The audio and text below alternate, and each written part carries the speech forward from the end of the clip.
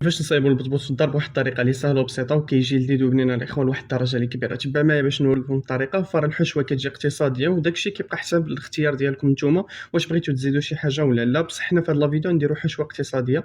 تبع معايا، وإلا عجبك الفيديو خلي واحد الكلمه تختار حتى شي حاجه وشي دعوه ديال الخير. بالنسبه للمقادير فهنا غادي نبداو بزلافه كما كتشوفوا. الدقيق ديال الفينو على هذا الشكل هذا، جوج زلافات اللي كيوزنوا 250 غرام، وحتى الدقيق ديالنا نفس الكميه ديال الفينو هي نفسها ديال الدقيق الابيض. غادي نزيدوا معلقه ديال السكر، معلقه ديال الخماره الفوريه، وهنا كما كتشوفوا غنزيدوا شويه ديال الملحه، وغادي نديروا 3 الكيسان ديال الماء. اما الرماء غادي نحتفظوا بها الاخوان، وكل مره حنا كنخلطوا حنا كنزيدوا، ولكن 3 الاولى خصكم ضروري انكم تزيدوهم تعجنوا العجينه ديالكم مزيان. عاد نزيدوا شويه بشويه حتى تاخذ هذا القوام هذا، وهذه هي النسبه ديال الماء اللي بقات لنا. من بعد غادي نشدوا العجينه نديروا لها ورق بلاستيكي غذائي، وغادي نحطوها الاخوان تخمر.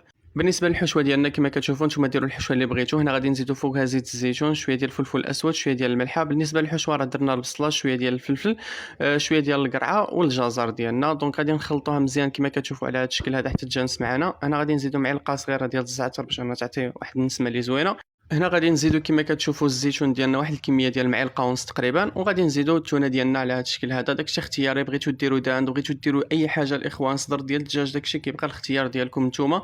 دونك هنا الاخوان كما كتشوفوا هذه هي الحشوه ديالنا، وكنخليوها الاخوان طيب على خاطرها. هنا غادي نشدوها ونخليوها تبرد في الجنب، وغادي نزيدو عليها معلقه ديال القزبر والمعدنوس على هذا الشكل هذا، ونحاولوا اننا نحركو تيجانس معنا الخليط بهذه الطريقه هذه. هنا غادي نشدوا العجينه ديالنا من بعد ما خمرت. بالنسبه للحال السخون راه في الساعه الاخوان العجينه ديالنا كتخمر. وبالنسبه للماء اللي استعملنا خص الماء اللي يكون دافئ الاخوان في البدايه ديال الفيديو.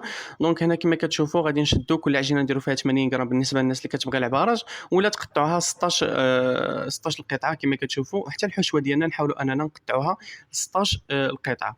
دونك هنا نشدوا العجينه وغادي نسرحها مزيان كما كتشوفوا بهذه الطريقه هذه. ويفضل الاخوان انكم تستعملوا الدقيق ديال الفينو باش انكم تسرحوا العجينه ديالكم. وهنا كنديروا الحشوه في الوسط على هذه الطريقه هذه كما كتشوفوا، ونستمروا على نفس العمليه. الباقي ديال الحشوات غادي نزيدوا معهم جبن ديال الموتزاريلا في الوسط، ونحاولوا اننا نسدوا العجينه ديالنا بهذه الطريقه كما كتشوفوها. بالنسبه للطريقه ديال الطيافه راه سهله الاخوان. نشدوا العجينه نقرصوهم شويه بدقيق ديال الفينو، نحطوهم كما كتشوفوا في المقله ديالنا بهذه الطريقه هذه كما كتشوفوها. بالنسبه للطريقه ديال الطيافه كل مره الاخوان قلبوا العجينه ديالكم، ما تخليوهاش انها حتى طيب بكل جهه نقلبوها للجهه الاخرى، لا، كل 15 ثانيه نقلب العجينه ديالي باش انها تعطي داك النفخ هذاك لداخل. واخا فيها الجبن ديال الموتزاريلا فراه كتنفخ، وهذه هي النتيجه كتجي هكا الاخوان. فراه كتجي لذيذه الاخوان وبنينه، وفيها واحد المذاق اللي هائل، وتقدروا تقدموها للضياف ولا الوليدات ديالكم الصغار. الى عجبك لا فيديو خلي واحد الكلمه تخسر حتى شي حاجه، شي دعوه ديال الخير.